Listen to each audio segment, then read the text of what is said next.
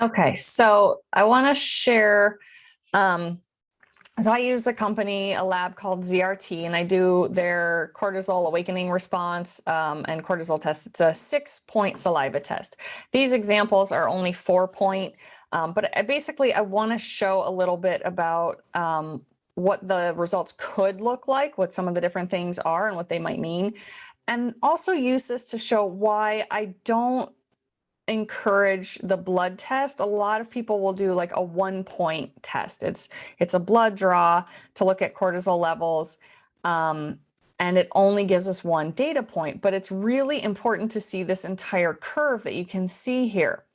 So depending on what's going on with each of these labs can indicate different things. So first of all, there's different symptoms that you may experience based on it.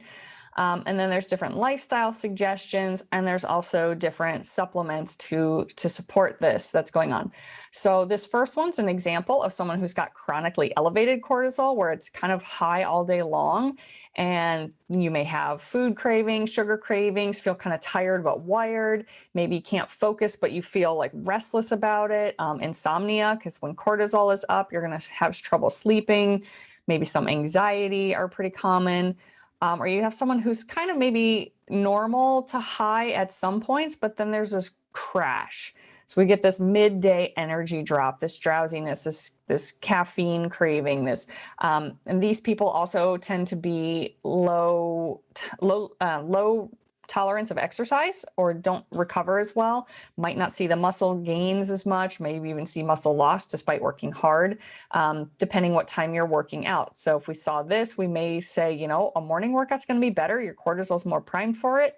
But if you have to do something in the evening, we may want you doing yoga or walking because you don't have the cortisol to support the workout. Or we have rebound, where it's kind of bouncing up and down. And so you can see, this is another example where if we just had a 1-point, like say you went in the morning and got your blood draw, it'd be like, you are dead on normal, but you don't feel normal, something's not right. It's seeing the rest of these that lets us see, where do we need to do something that's going to help push the cortisol up? Where do we need to calm it down? So these people kind of get the up and down dips. They get a little irritated because the body's fluctuating. And when cortisol fluctuates, blood sugar fluctuates. So we get some things going on with that. And so similar symptoms to each of those, kind of a blend. We see people who might look normal all day, but then it kind of creeps up at night. So they seem normal and healthy enough during the day, but then as night comes on, they get the night cravings, the night snacking. They can't sleep. They can't wind down. They struggle to fall asleep, or maybe they struggle to stay asleep. So, again, seeing all these data points indicates different things. And then we've got exhaustion, tired all the time, burnt out, a little more prone to food sensitivities because high cortisol. The cortisol usually has been high at first. Stage 1 is like high. Stage 2 is where we get the rebound, and stage 3 is closer to this. So by this point, that high cortisol has damaged the gut. These people tend to be more prone to chemical sensitivities and allergies and things like that, more susceptible to illness. We've burnt out their adrenal glands, which usually burns out the immune system. So people who are chronically stressed tend to get sick more often. Blood sugar issues, sleep disturbances, just full on exhaustion. A lot of times they tend to crave salty foods a little bit more. And we even sometimes will recommend using salt water in the morning because we just need to pump the electrolytes in there. These people also, I find, will have what's called orthostatic hypotension. So when they stand up, they get lightheaded. Now that happens to all of us once in a while, but if this is like a chronic thing, or you're doing exercises like squats or burpees or things where you're kind of up and down, you may feel that lightheadedness. Now, some of it's just getting acclimated to that if you're new to working out, but if that's something you've been doing without issue and you're now noticing you have this strange sensation, we might be looking at adrenal exhaustion.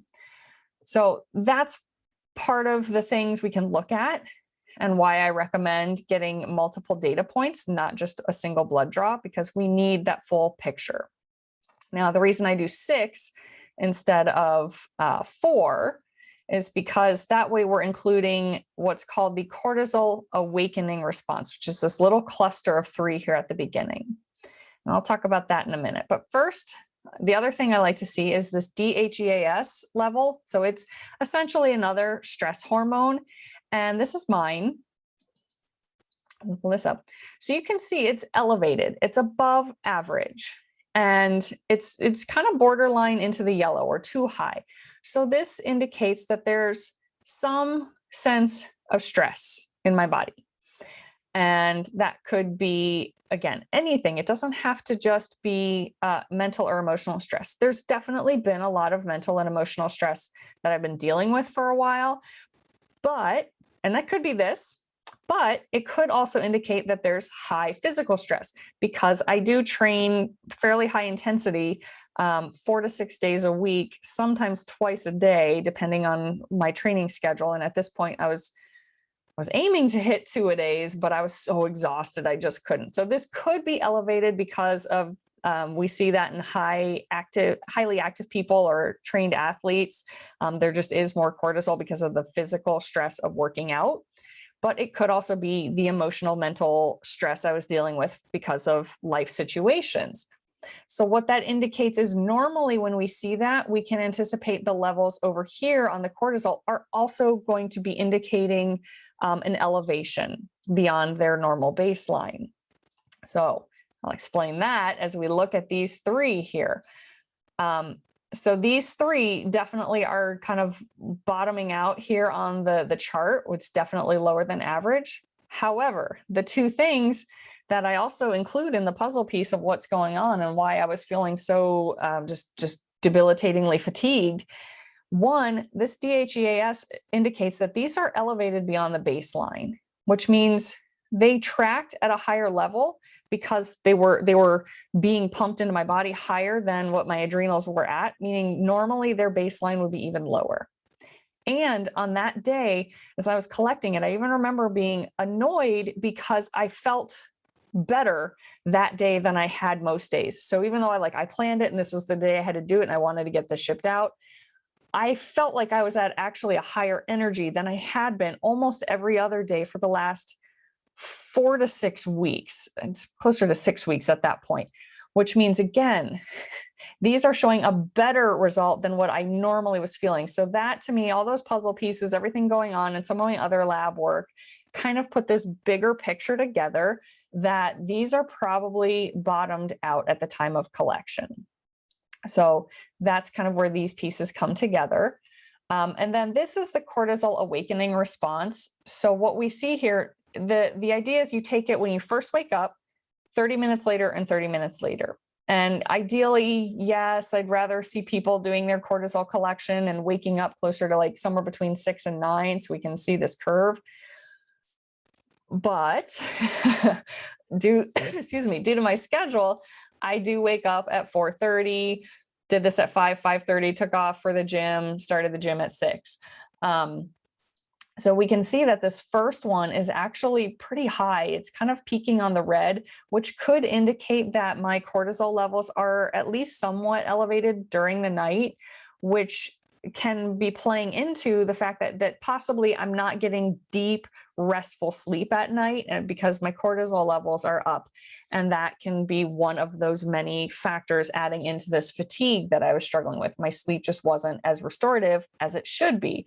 There also wasn't any bump. We should see a good boost on the second one because you should wake up, be kind of tired because you wake up. And then as you get moving in those 30 minutes, cortisol kicks in to help give you a little momentum, give you a little push to get through the day. So I was kind of flatlined and then just started dropping down and just kind of crashed throughout the day. So again, there's different things we can do for each of these. We can make sure if cortisol's high, do those things that tap into reducing cortisol, stress management, the breathing techniques that reduce cortisol. Touch can help with it, like massage or petting or like dry skin brushes. Timing out where you eat protein can help because, again, cortisol is kind of related to blood sugar. So we want to monitor both, making sure there's hydration, adequate sleep. We can change the intensity of workouts. We can change the time of workouts based on what we see. And all kinds of things like that, the salt, the sodium.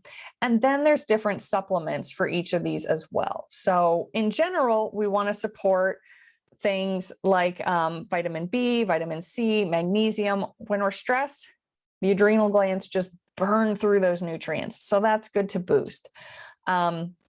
We can do other things, different herbs to help kind of adaptogens, to help just general healing. We can do adrenal glandulars to help rebuild your adrenals if you're in full-on burnout.